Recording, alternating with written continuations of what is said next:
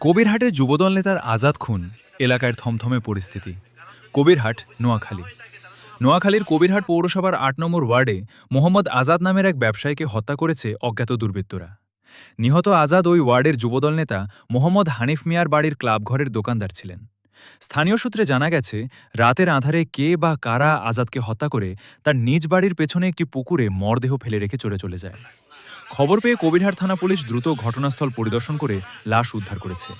এদিকে হত্যাকাণ্ডের খবর পেয়ে ঘটনাস্থল পরিদর্শন করেছেন কবিরহাট উপজেলা বিএনপির নেতা মোস্তাফিজুর রহমান মঞ্জু। তিনি নিহতের শোকসন্তপ্ত পরিবারের প্রতি গভীর সমবেদনা জানান।